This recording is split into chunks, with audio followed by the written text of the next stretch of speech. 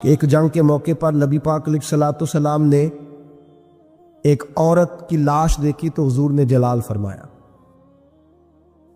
جب میں نے تمہیں کہا تھا کہ عورتوں پر ہاتھ نہیں اٹھانا تو کس نے قتل کیا؟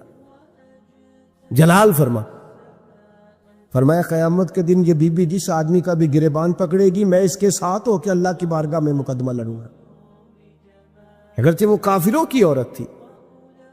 آج تو مسلمان اقتدار کے لیے کاٹ رہے ہیں نا ایک دوسرے، اقتدار کی جنگ، دنیا میں جنگ لگی ہوئی ہے نا، شام سے لے کر عراق تک، تو لوگ کہہ دیتے ہیں فرقوں کی جنگ ہے، میں درجنوں بار کہتا ہوں یہ اقتدار کی لڑائی ہے۔ سید عالم صلی اللہ علیہ وسلم جلال فرماتے، با اختیار ہے، چاہتے تو کسی چیز کی تبدیلی کر دیتے، اور جو سفارش کرنے آئے وہ بھی حضرت اسامہ بن زید ہے۔ ایک ہاتھ کہ اسامہ بن زید کون ہے؟ اتنے محبوب ہے میرے نبی پاک کو کہ جب مکہ فتح ہوا تو حضور نے امام حسن اور حسین کو گھوڑے کی پشت میں بٹھایا اور اسامہ بن زید کو گود میں بٹھایا۔ جب مال غنیمت تقسیم ہوتا تھا تو حضرت عمر فاروق جناب اسامہ بن زید کو 500 دینار زیادہ دیتے تھے۔ لوگ کہتے کیوں دیتے ہو؟ فرمایا اس لیے کہ نبی پاک اس سے بڑا پیار کرتے۔ جس دن محبوب کا وصال ہوا جناب اسامہ بن زید رضی اللہ تعالیٰ عنہ کو مسلمہ کذاب کے خلاف لشکر کا سپہ سالار بنا کے نبی پاک نے بھیجا۔ وہ سپہ سالار تھے حضرت عمر فاروق اور مولا علی جیسے لوگ، اس میں بطور سپاہی شامل تھے۔ غلام کے بیٹے سے اتنا پیار، اور اس دھرتی نے وہ نظارہ بھی دیکھا جب حضور حج کے موقع پر عرفات سے مزدلفہ کے لیے نکلے تو حضور نے فرمایا ٹھہر جاؤ، ایک بندہ رہ گیا ہے، وہ آئے گا تو مزدلفہ جائیں گے۔ تو کچھ نو مسلم صحابہ تھے، وہ کہنے لگے ہم نے سوچا کسی قبیلے کے سردار کی بات ہو رہی ہے، لیکن تھوڑی دیر گزری تو کالے رنگ اور موٹی ناک والے اسامہ بن زید آ گئے۔ میرے محبوب نے فرمایا یہ میرا غلام زیادہ ہے، پیچھے رہ گیا، جب تک یہ نہ آتا قافلہ نہ چلتا۔ ایک طرف محبت کا یہ حال، اور دوسری جانب فتح مکہ کے موقع پر قریش کی ایک بی بی نے چوری کر لی، مقدمہ دائر ہوا، تفتیش کے بعد جرم ثابت ہو گیا۔ نبی کریم سید عالم صلی اللہ علیہ وسلم نے فرمایا اس کا ہاتھ کاٹا جائے گا۔ وہ لوگ حضرت اسامہ بن زید کے پاس آئے اور بڑی حکمتیں بیان کی، بڑے دلائل دیے، بہت ساری باتیں سمجھائیں، کہنے لگے ابھی نیا نیا کلمہ پڑھا ہے، ذرا دین میں آ جائیں گے، تھوڑے سے سمجھ جائیں گے، پھر حد قائم ہوگی تو بھاگیں گے نہیں، ذرا انہیں آ لینے دو، سمجھ لینے دو۔ نبی کریم علیہ الصلوۃ والسلام سے کہیے تھوڑی سی حضور رعایت کر دیں، ذرا قریب آئیں گے تو حد جاری ہو جائے گی۔ حضرت اسامہ بن زید تیار ہو گئے، انہیں پتا تھا کہ حضور میری بات کبھی لوٹایا نہیں کرتے۔ جناب اسامہ کہتے ہیں میں حضور کے قریب آ کے بیٹھا، اور میں نے بیٹھا نا جب حضور کے پاس تو بات کوئی نہیں کی، سرکار نے رخ پھیرا، کیسے آئے ہو؟ عرض کیا یا رسول اللہ، سب کہیے گا صلی اللہ علیہ وسلم۔ میں نے عرض کی حضور ایک چھوٹی سی بات کرنی تھی، تو حضور نے فرمایا کرو۔ یا رسول اللہ بات ذرا مشکل ہے، فرمایا تو کر تو صحیح۔ حضور وہ چھوٹی سی سفارش، فرمایا بول بات کر اسامہ، تیری بات کون لوٹاتا ہے؟ جناب اسامہ بن زید کہتے ہیں میں نے کہا حضور وہ قریش کی بی بی اس پر چوری ثابت ہو گئی ہے، اگر اسے تھوڑی رعایت مل جائے تو اس کا قافلہ نیا نیا آیا ہے، قبیلہ نیا نیا اسلام قبول کیا، حضور تھوڑی رعایت مل جائے تو چلو پختگی کے بعد جیسے آپ چاہیں گے۔ میرے محبوب نے رخ پھیرا تو جناب اسامہ بن زید کہتے ہیں میرا وجود تھر تھر کانپنے لگا، بس غضب سے ان کے خدا بچائے۔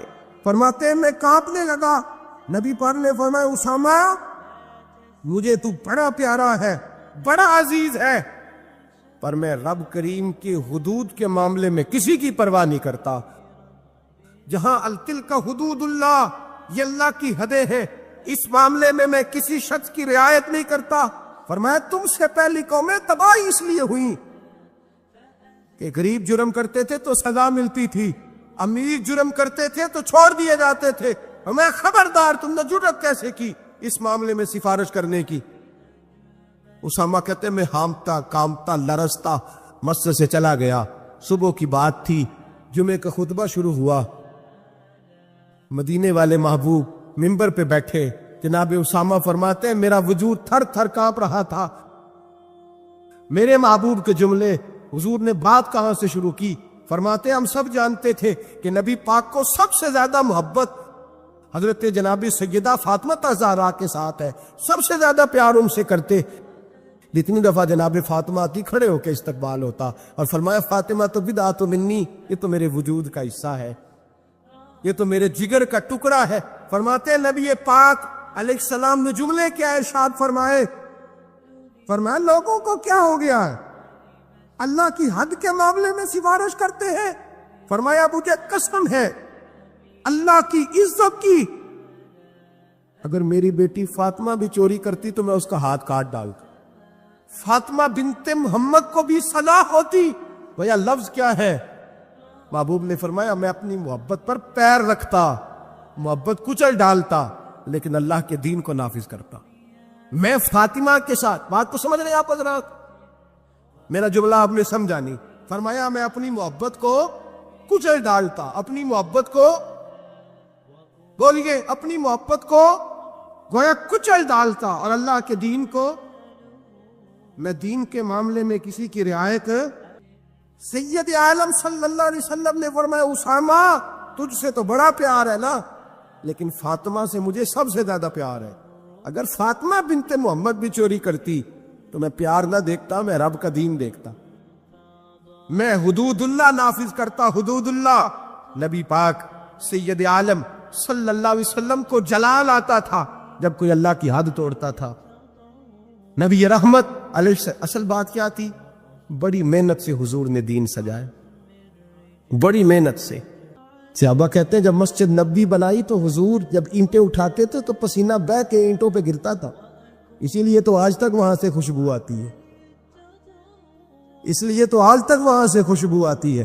حضور کا پسینہ گرتا تھا، اور احد میں میرے رسول پاک نے یوں اپنے خون کو اپنے ہاتھوں پہ رکھ لیا اور کہا اے اللہ تو دیکھ رہا ہے نا، یہ مجھے جانتے نہیں، انہیں ہدایت کا نور عطا فرما دے۔ اور میرے بھائی خون پسینہ، حضور نے دین سینچا سوارا، اپنی اولاد کی قربانی دی۔ حضرت عبداللہ ابن عباس فرماتے ہیں میرے نبی پاک علیہ السلام نے میری تربیت فرمائی۔ یہ نوجوان دوست میری بات لکھ لیں، پریشان لوگ میری بات لکھ لیں، جن کے پاس قوت فیصلہ نہیں وہ اس بات کو لکھ لے۔ حضرت عبداللہ ابن عباس فرماتے ہیں میرے نبی پاک علیہ السلام نے مجھ سے فرمایا تھا عبداللہ سن، اگر ساری دنیا مل کے تیرا کوئی نفع کرنا چاہے کر نہیں سکتی جب تک میرے رب کی رضا نہ ہو، اور فرمایا ساری دنیا مل کے تیرا کچھ بگاڑنا چاہے تو عبداللہ بگاڑ نہیں سکتی جب تک رب کریم کی حکمت کا تقاضا نہ ہو۔